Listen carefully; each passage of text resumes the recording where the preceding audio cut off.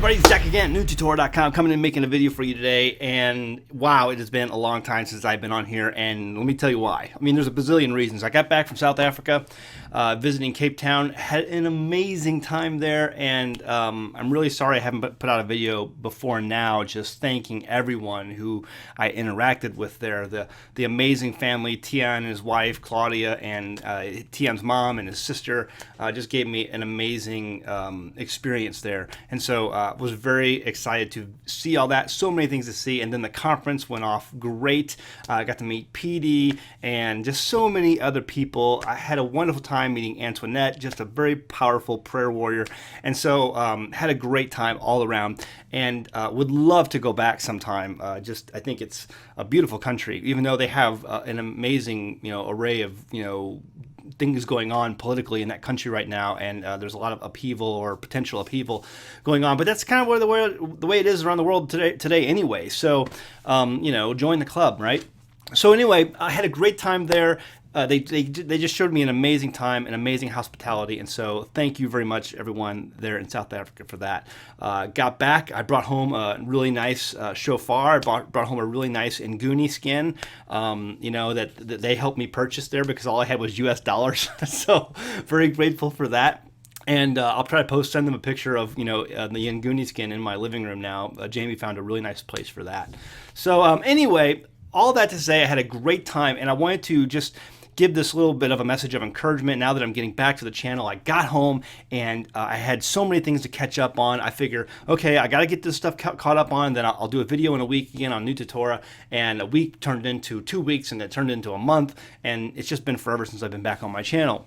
Even today, it's like, I planned, okay, today, Sunday, Shabbat's over. I'm going to go do, first day, I'm going to do a video for New Tutorial, and I get up, I do some business work real early on my computer, have my coffee, and then all of a sudden, I find out that my main water tank is empty. The valve was left open, or it was frozen open, and so when the water thawed, all the water was gone.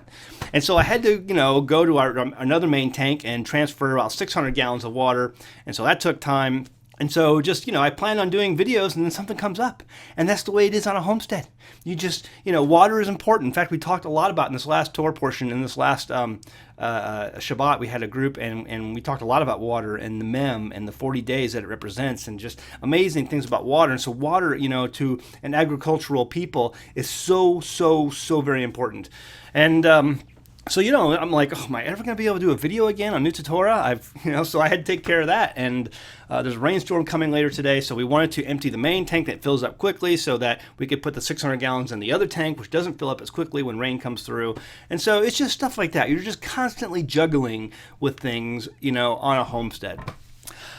Got back from South Africa, again, had a great time, met so many people, and, people are constantly emailing me, and there so many new people are coming to Torah, coming into the revelation of that the Old Testament is still valid today. The people in the New Testament were just following the Old Testament. There is a consistency throughout the beginning of the book all the way to the end of the book.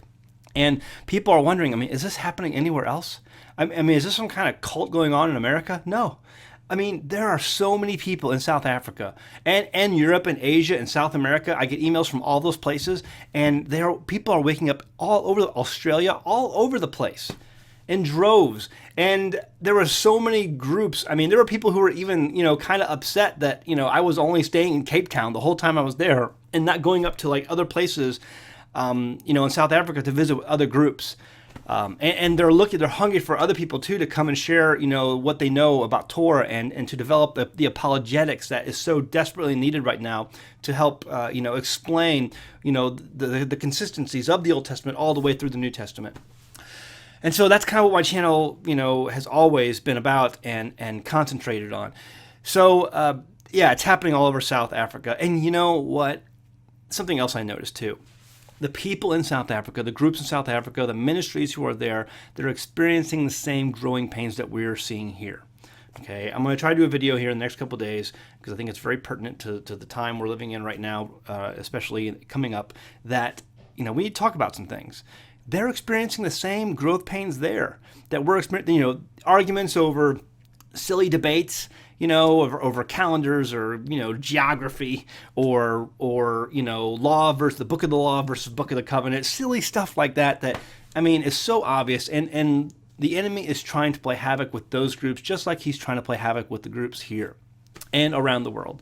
So it's the same thing over and over. So here's the deal.